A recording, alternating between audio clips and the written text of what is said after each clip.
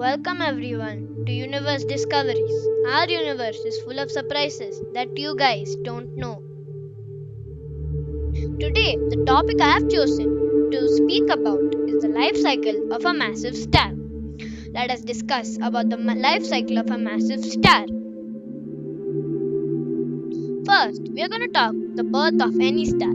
A star is born when atoms of light element are squeezed under enough pressure for the nuclei to undergo fusion. Atoms of light elements are including normal atoms, normal protons, normal neutrons, normal atoms, etc. All the stars are the result of balance of forces. The force of gravity compresses atoms in interstellar gas until the fusion reaction begins.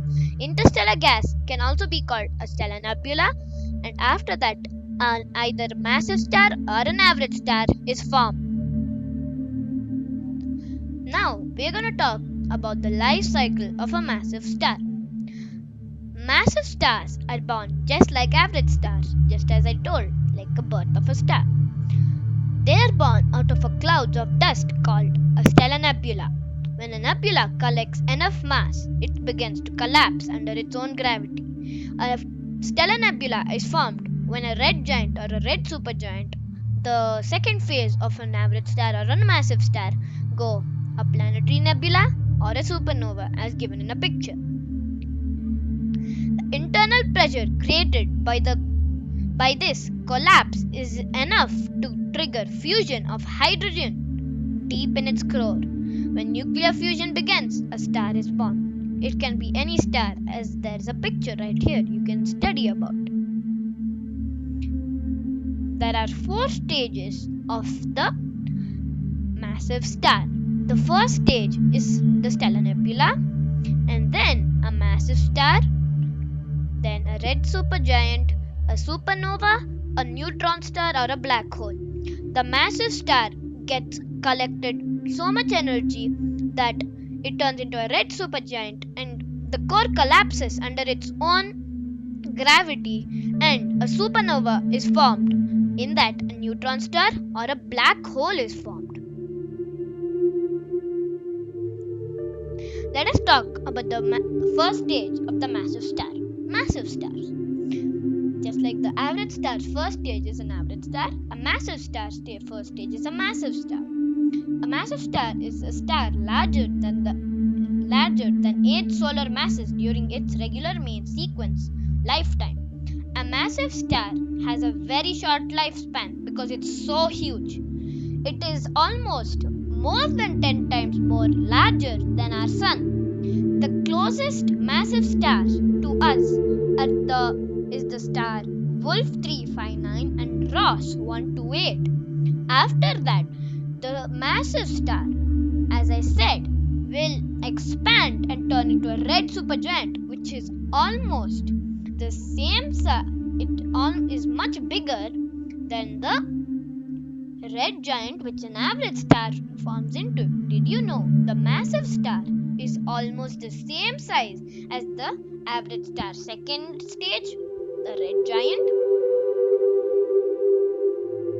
Now we're going to talk about the red supergiant star. The red supergiant star is the second phase of the massive star's life cycle. The red supergiant stars is the star with a supergiant luminosity. It is very bright. You can see it with the naked eye if you see in the dark sky when it's night time. A supergiant luminosity class is Yerkes class 1 of the spectral type K or M. They're the largest stars in the universe. Did you know that? They're the largest and you can see them with your naked eye. They are the largest stars, as I said, in the terms of volume. Only in the terms of volume. Although they are not the most massive or luminous, there are more stars which are more brighter than them. Let us see what is that star. Before we talk about the most luminous thing is this is also very luminous. A supernova is a powerful and luminous stellar explosion. In the year 2022, the star Beta Gallus will go supernova, and we can see it in the morning or night time. This explosion is very huge. It is about 625 light years away from Earth. It won't impact our Earth too much, but it's going to be a huge explosion. The transit astronomical event occurs during the last evolutionary stages of a massive star, or when a white dwarf is triggered in a runaway nuclear fusion. So this can be formed when a white dwarf explodes instead of turning into a black dwarf, or when that red giant star, when the super red giant star explodes, it turns into a supernova and forms either a neutron star or a black hole. We're going to talk about those two in our future videos. Now let's talk about neutron stars. When the supernova occurs, it can turn into a neutron star or a black hole.